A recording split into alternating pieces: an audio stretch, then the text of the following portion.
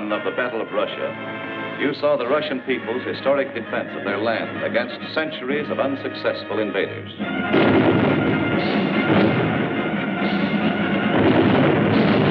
You also saw how after 5.5 months of Nazi blitz, the Russians stopped Hitler at the very gates of Moscow, and how, in spite of Hitler's prediction that by December of 1941, the swastika would fly over the Kremlin towers.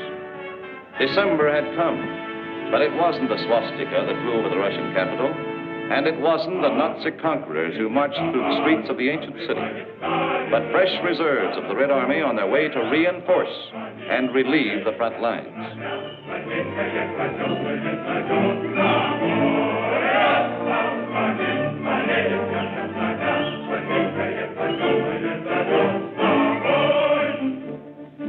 The Russians read this appeal and knew what it meant. They remembered that in their past history, the time always came when they could turn and strike back. The time had come. Their old ally, the Russian winter, had carpeted the Russian land.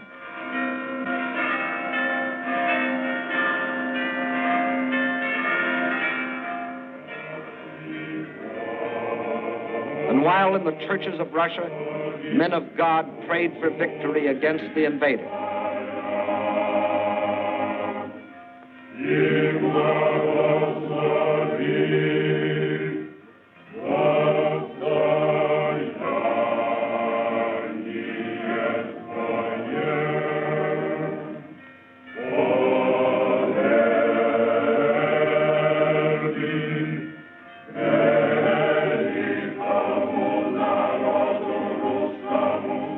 front lines, the men of the Red Army listened to the long-awaited order of the day.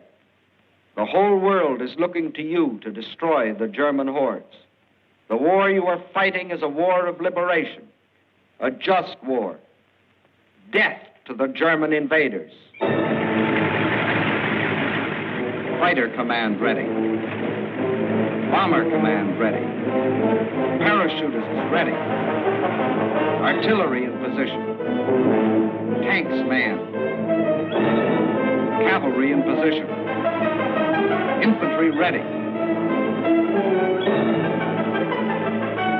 Beyond those hills is the enemy. Alive! Alive! Alive! Alive! Alive!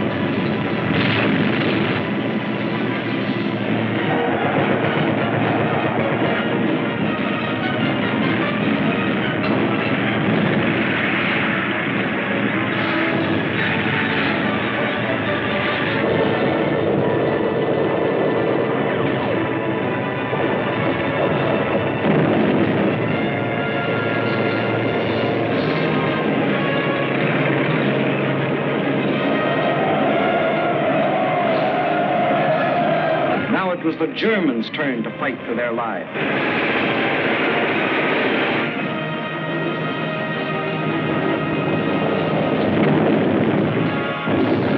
Now, for the first time, it was the German army that retreated.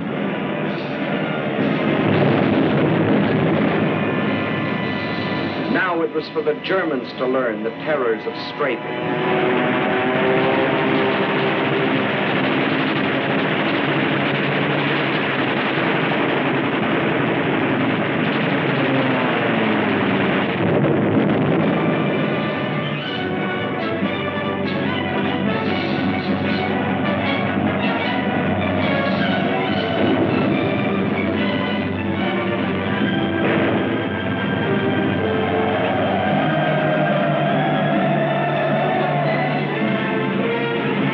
village after village, town after town. On the Red Army swept through the country which for days and weeks had been under the invaders' yoke.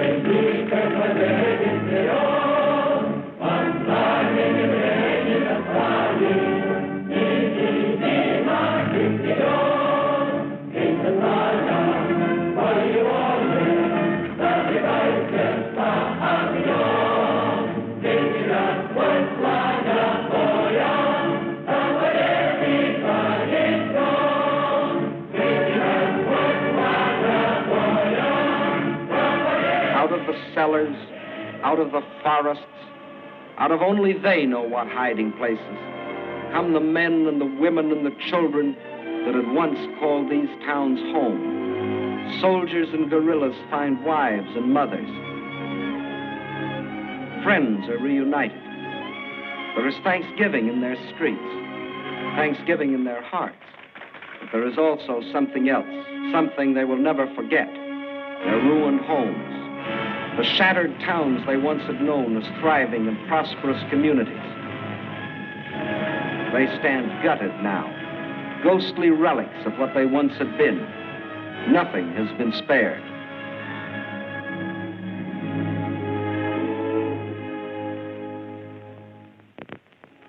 This was a museum, the former home of Peter Tchaikovsky, a man who wrote music for Russia. Music that sought the heart of his own people. And because it found that heart, it found the hearts of people everywhere. His piano concerto.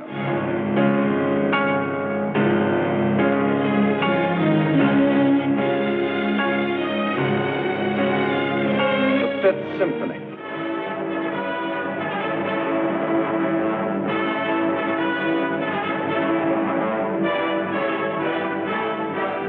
The Sixth Symphony.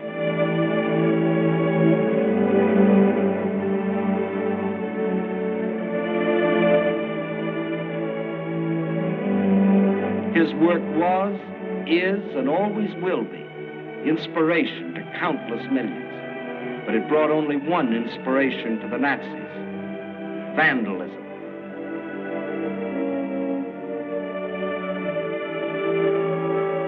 And this was the home of Leo Tolstoy, the author of the immortal novel, War and Peace. His home, too, was a museum, until the Germans came. And this is Tolstoy's grave. If the Nazis buried nearby had read his famous book, they would have learned their fate beforehand. But there were other dead the Nazis didn't bury.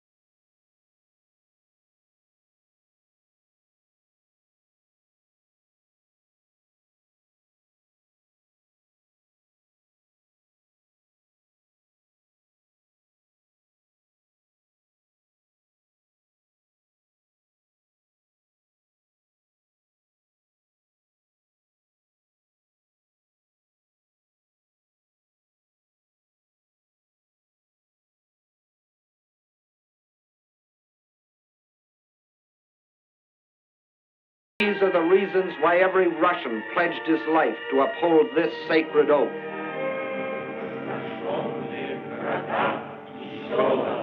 За смерть детей и матерей наших. За смерть детей и матерей наших. За пытки и издевательства над моим народом. За пытки и издевательства над моим народом.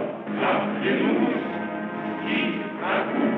Я клянусь, что скорее умру в жестоком бою с врагами, чем отдам себя, свою семью и весь народ мой. Рабство коварного фашизма. Кровь за кровь. Кровь за кровь. Смерть за смерть. Blood for blood. Death for death.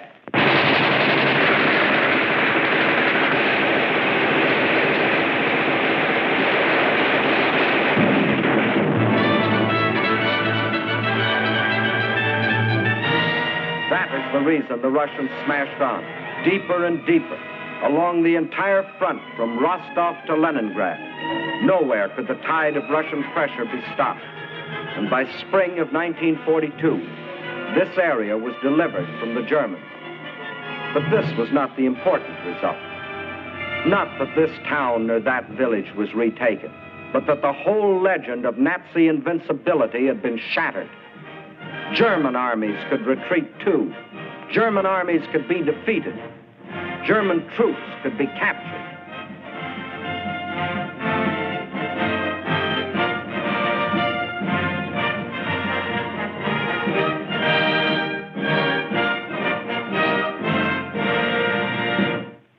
But besides this crushing offensive, there was another factor that shattered the legend of Nazi invincibility. That factor, which will live forever in the history of this war, was written by the people of this city. A city now called Leningrad after the leader of the Russian Revolution, Lenin, and which, before that, was called Petrograd in honor of its founder, Peter the Great.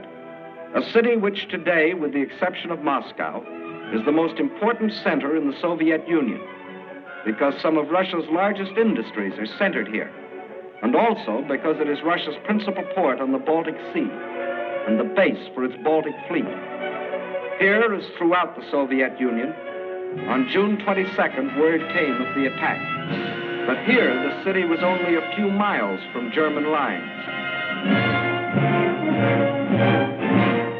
And while the men of the Red Army and the Baltic Fleet moved out to meet the enemy, behind them another army was formed. An army whose weapons were shovels instead of rifles. An army of men. An army of women. An army of children.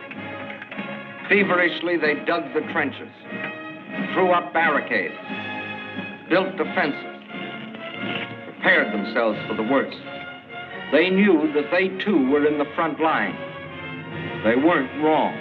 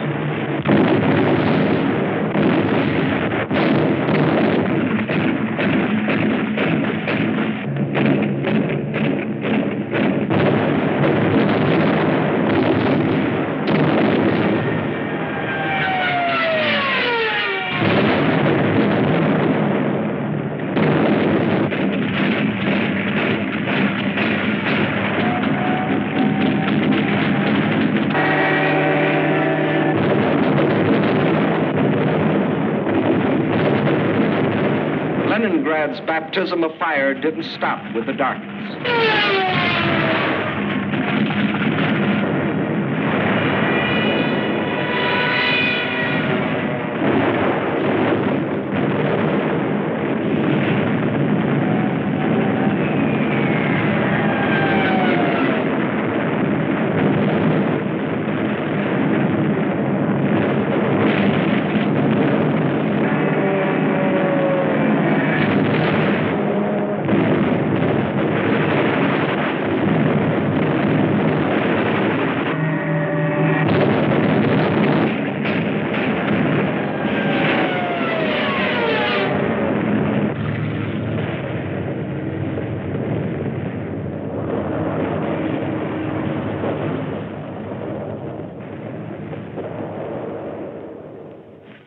finally the morning comes, and the people of Leningrad dig themselves out from the ruins.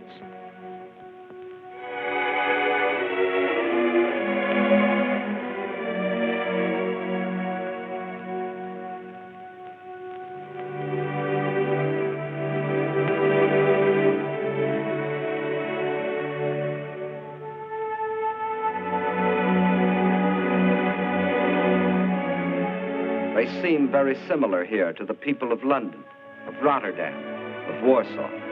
As in those cities, there were ruined homes, museums, and other important military objectives, like the Russian Dumbo from the Leningrad Zoo. But there was one important difference. Bombing from the air was only one small part of what the people of Leningrad had to face.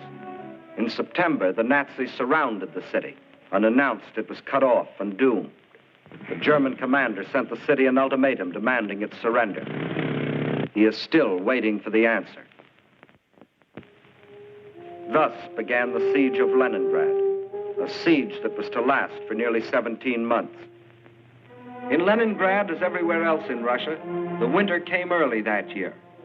A cold, hard winter, the hardest in years. But here, unlike everywhere else in Russia, the winter wasn't an ally, but an enemy. Here, the 10, 20, 30 below zero temperatures could only mean more suffering, more hardship. In the trenches outside the city, trenches of snow and of ice, the defenders stuck firm to their oath, to die if necessary, but not to go backward one more step. And the enemy, in spite of all its efforts, was stopped at the very gates of the city. A city now facing disease, famine, destitution. There was no oil for fuel, no power for the electric lines, but the people defied the elements and trudged the necessary miles to lathe and workbench. The pipes froze, water was shut off, so they dug holes through the streets until they could get to water.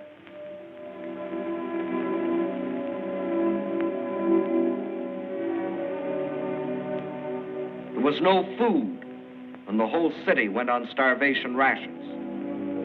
A factory worker got 8 ounces of bread a day. Everyone else, child and adult alike, only 4. And to keep the dread enemy of disease from stalking the streets of their city, an army of women worked with shovels, worked with picks in those streets every day, clearing away the rubble, the refuse, the sources of contamination. Bombs from the air couldn't force the defenders of Leningrad to surrender. Winter couldn't do it. Hunger couldn't do it. So the Germans decided to shell them into surrender. For days, long-range guns hurled ton after ton of high explosives into the heart of the city.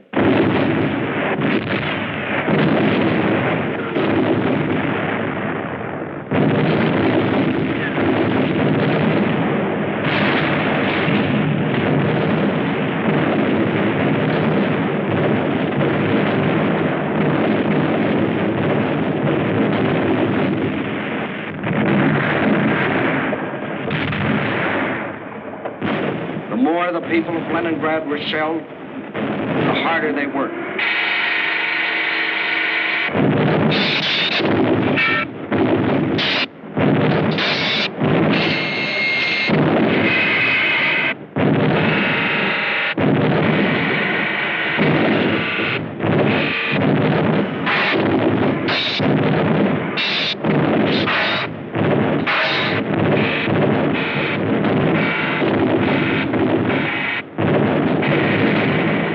In a rain of high explosives, cut off entirely from the rest of Russia, with only their own hands to depend on. Their determination never faltered.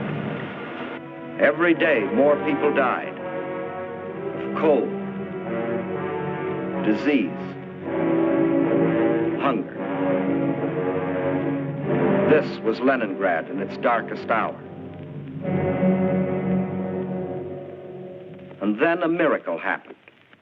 To the west of Leningrad is the Baltic Sea, and to the east and north is Lake Ladoga, 7,000 square miles of inland water. The Finns and the Germans occupied one border of the lake to about this point. And in the south, the Germans controlled the lake to here. Between these 2 points was a stretch of lakefront still in Russian hands. But there was nearly 100 miles between this shore and the beleaguered city. 100 miles of what had been open water and was now snow-covered ice.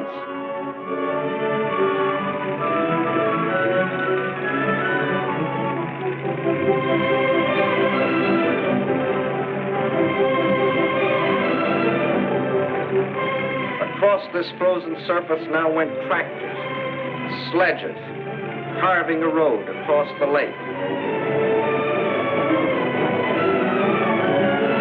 And soon across this highway, from the far side of the lake, poured a stream of trucks, bringing in food, oil, grain, fuel, truckload after truckload of fresh life for the people of the city. Too late, the Germans discovered that they had left one avenue of rescue open.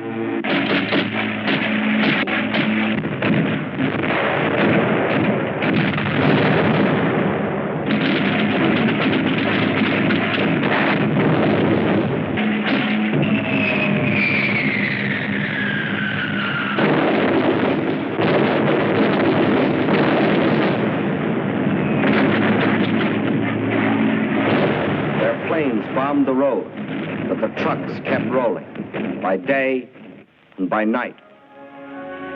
The lake highway remained open, and soon more than trucks would reach the city, for the Russians were now laying a track across the ice.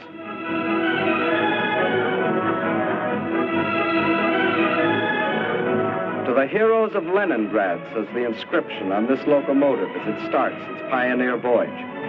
From the far shore of the lake, it brings food, medicine, supplies of all kinds. Across the lake and into Leningrad, this train is but the first of many. Trains that not only brought in supplies, but that could take out the wounded, the sick women, the half-frozen children. All those that needed better care. All winter long, the lake traffic continued. And all through that terrible winter, the men of the Red Army, outside the city, found the strength not only to defend, but to attack. Time after time, they hurled themselves against the invader, driving him inch by inch back from the city's outskirts.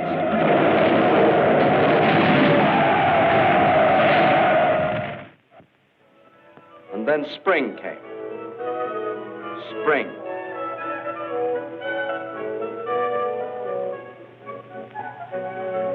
Outside Leningrad, the snows begin to thaw, and German bodies are washed from their icebox graves, mute evidence of Russian tenacity. The warm breath of spring is felt, too, on the frozen surface of Lake Ladoga, but the trucks continue to roll, even though the ice is melting beneath them.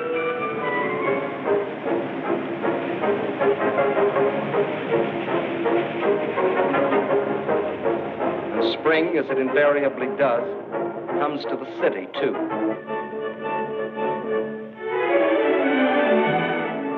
But spring is more than a new season to the people of Leningrad. It's a new life. The city begins to breathe again. For the first time in months, the trolleys ran.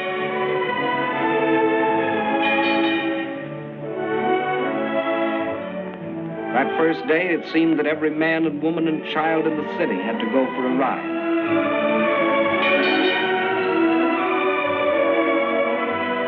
This was life again.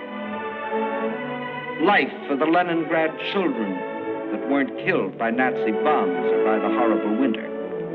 Life for the Russian WACs, the women of the Red Army. And for the Russian waves, the women of the Red Fleet. And for the sailors of the fleet themselves, the artists of the famous ballet theater have come to offer entertainment.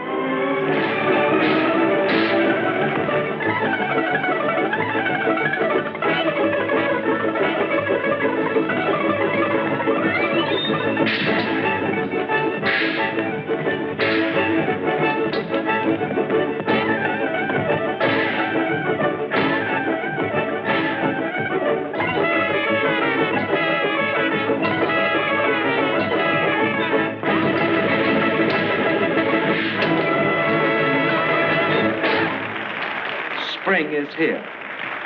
Summer is coming. And Leningrad is still free.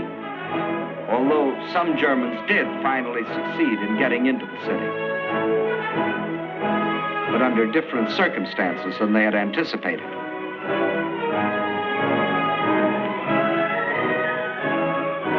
Yes, here too the legend of Nazi invincibility was shattered against the iron will and courage of a determined people. The citizens of Leningrad have proved that generals may win campaigns, but people win wars.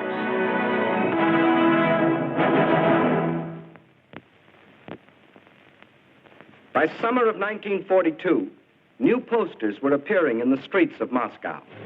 Posters that greeted and welcomed their allies. Allies whose help was already arriving in Russian ports. Allies whose friendliness had sent drugs and food and warm clothing to help sustain them in their darkest hour. But in spite of all this, the staff of the Red Army knew that they still faced the most powerful enemy in history, and that enemy would attack again. But when this attack came, the whole German strength was to be concentrated on one objective: the Caucasus and oil. The Caucasus Mountains represent one of the toughest military obstacles in the world. Towering peaks rising to heights of as much as 18,000 feet, with only one practical highway traversing them. And Baku, the biggest oil field, is on the other side. To reach Baku, the only feasible military route was along the coast of the Caspian Sea. But the map shows what a dangerously extended supply line this would entail. To make the operation a success for the Germans, the first necessity was control of the northern hub of the rail lines of the area and a new base of operations. That hub was a Volga River port we have come to know well, Stalingrad, named for Russia's present leader. The pride of this generation of Russians, for it was their city, built in their time. With the capture of Stalingrad, the Nazis would have a base from which to launch a flanking attack on Moscow. With one master stroke, the Russian armies to the south would be cut off from help. And in the north, Russian factories, Russian farms, and Russian armies would be practically cut off from Caucasus oil, and also from American and British supplies, which were shipped to Russia through Iran and Iraq. German control of the entrance to the Volga and its two main ports, Astrakhan and Stalingrad, would be a crippling blow for Russia. For the Volga is the vital artery through which flowed the lifeblood of supplies. Early in May, the German offensive began along a front extending from Kursk to the Crimea. Within 2 weeks, the Nazi steamroller had overrun the Kerch Peninsula, although 2 months more were to elapse before embattled Sevastopol finally fell, giving the Nazis complete control of the Crimea and the southern route to the Caucasian oil fields. Next, they started to drive further north and drove through to the Don River in the area of Voronezh, then spread south and east until they occupied the whole area from the Don River south Rostov. This left them in perfect position to strike against Stalingrad. Further and further south, the drive plunged on. And by the end of August, they had captured the oil fields at Maykoff, needless to say, first demolished by the Russians, and reached the northern Caucasus. Yes, the Germans were only a few miles from their goal, the oil fields at Baku.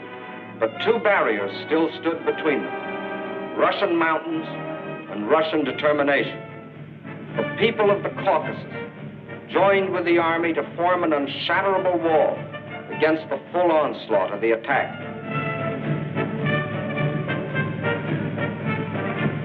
Further north, the Nazi pincers were within 15 miles of Stalingrad. This city had become the focal point of the whole campaign. Regardless of the cost, Stalingrad must be captured. Those were the German orders. Fire! Fire! German guns, German bombs shattered the city into pieces.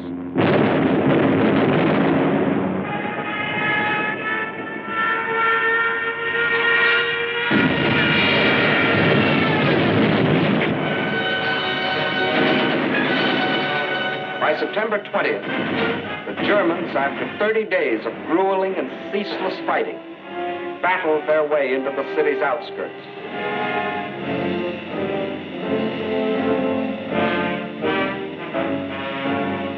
By the end of the month, their drive had carried them through the whole northwest section of the city and into occupation of part of the center, including the railroad station. On the last day of September, Hitler announced that the fall of the city was only a matter of a few days. Once more, the world was afraid a Russian campaign was lost. But once more, the Germans were to stand on the very threshold of victory and still fail. For now, they were to meet a fire of fury such as they had never known.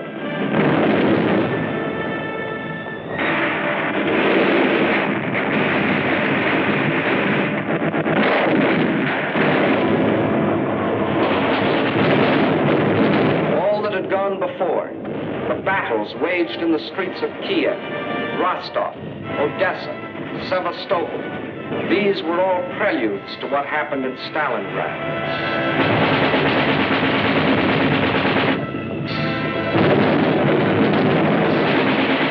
Every inch of the city was a strategic point to be defended as such.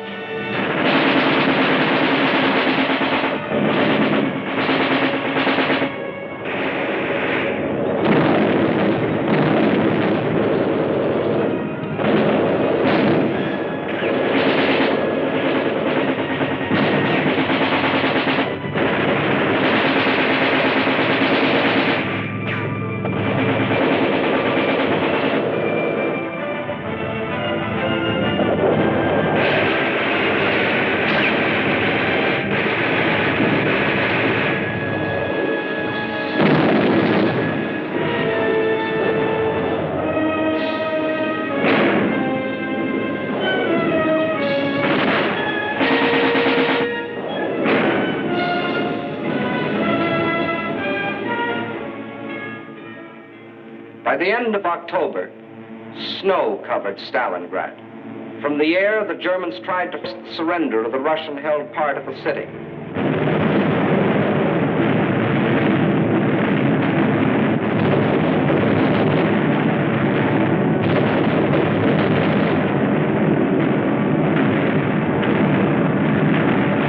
At the same time, the battle of the streets continued.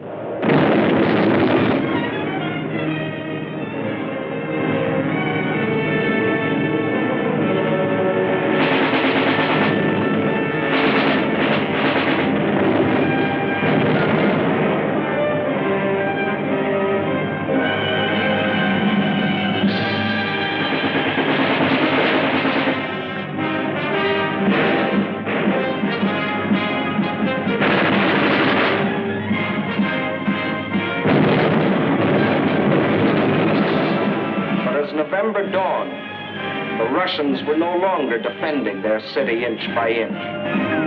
Inch by inch, they were regaining it.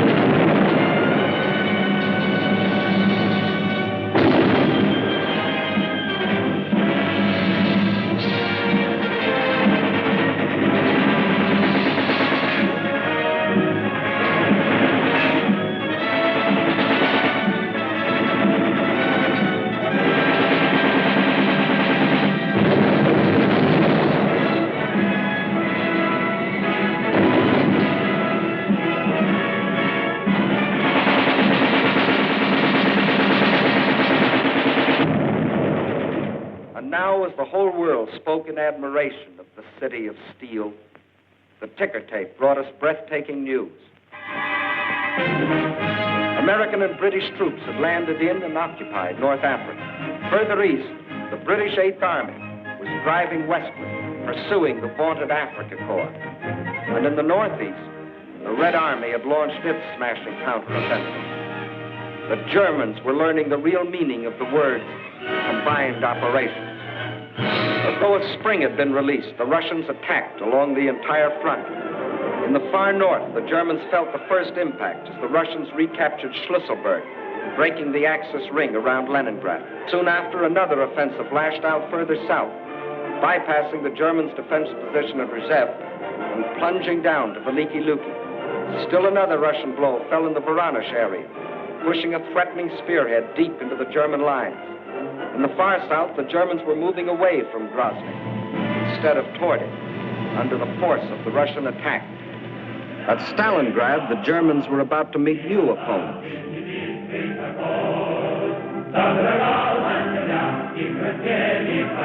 Fresh reserves were arriving from far Siberia.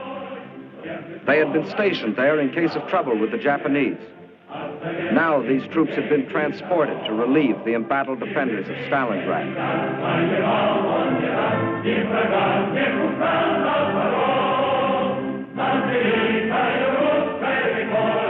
And as the reserves entered the city, at headquarters, the commanders of 3 Russian armies were meeting.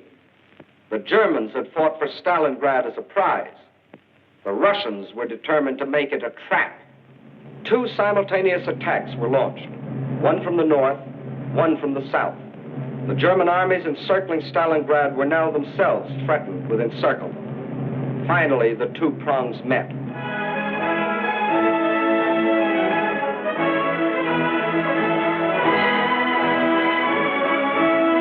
These battle-hardened soldiers of the Northern Army and soldiers of the Southern were emotional as children as they greeted each other. They knew this meeting meant the salvation of Stalingrad and of their country. And on this Christmas of 1942, the people of the Soviet Union can celebrate with happy hearts. They have received a most precious gift from the men of their army, the assurance of ultimate victory. Just as in our hometowns, it is the Children's Day in Moscow. It is a happier Christmas this year. Today, there are no German bombers overhead.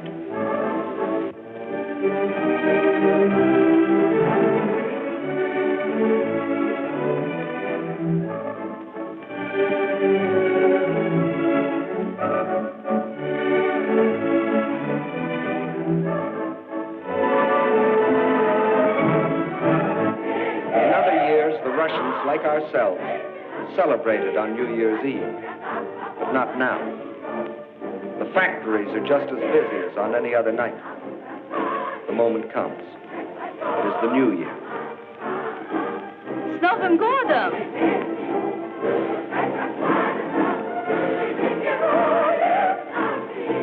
And at the front, the greeting is the same, up to a point. С Новым годом, гвардейцы! Огонь!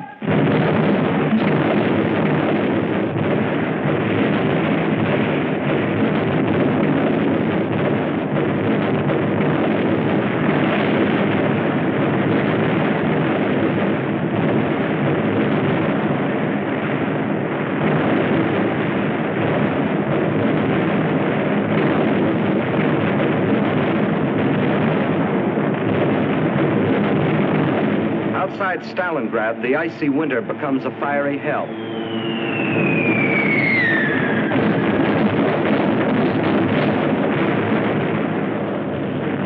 Here are concentrated the latest in Russian equipment. Flamethrowers, ice gliders, used here by shock troops to capture airfields in advance of the main army. Rocket guns, Katyusha, the Russians call them.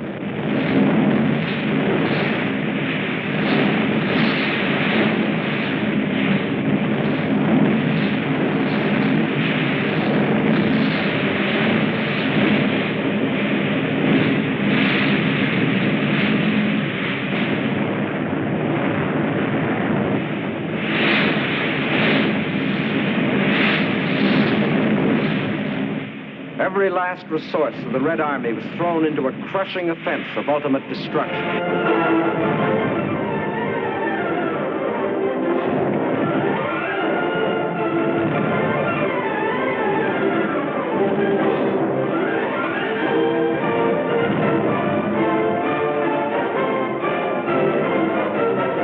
This was Kyle and Kessel with a vengeance, but the Nazis were getting Kesseled instead of the Russians. And on February the 2nd, 1943, after 162 days of the heaviest fighting in the history of warfare, the last shot was fired. The peace came to Stalingrad. In the shattered streets, the blasted ruins, the ghastly evidence of their ordeal, the defenders of the city greet the rescuing army of the dawn.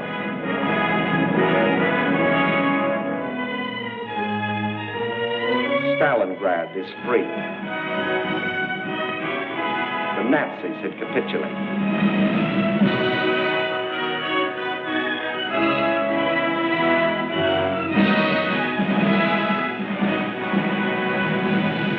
The German generals who had been ordered by Hitler to take Stalingrad regardless of the cost, and who had obediently promised that the city would be his, these generals, 24 of them, who had covered themselves with such glory and such medals on the fields of Poland and Norway and France, they now had only their past glory to comfort them.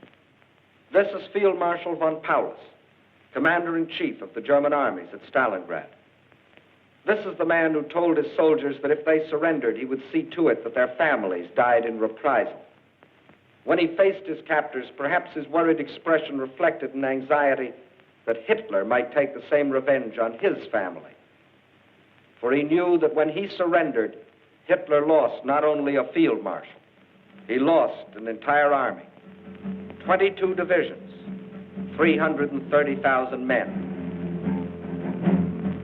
These are the men who had been promised that as conquerors they would winter in Stalingrad. Well, it was winter, and this was Stalingrad, and here were the conquerors.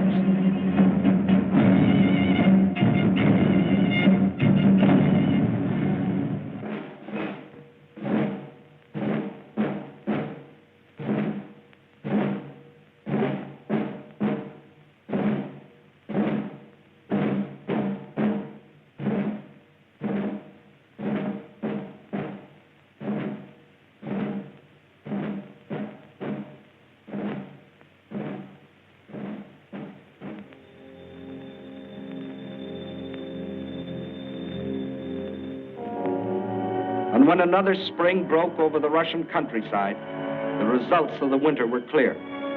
The invader had been driven back far beyond the lines he had occupied a year earlier. 185,000 square miles of Russian land had been freed.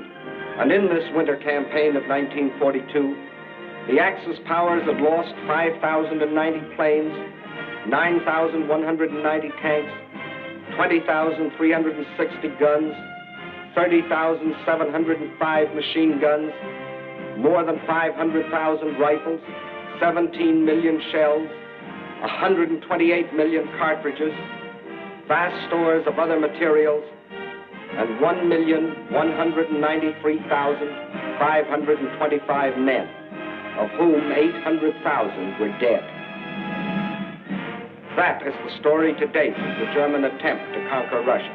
In 1941, they tried for Moscow and failed. In 1942, they tried for the Caucasus and failed. In 1943, and for as many more years as necessary, they will not only be resisted wherever their failing power strikes, but they will be attacked, attacked, and attacked by these united people of these united nations.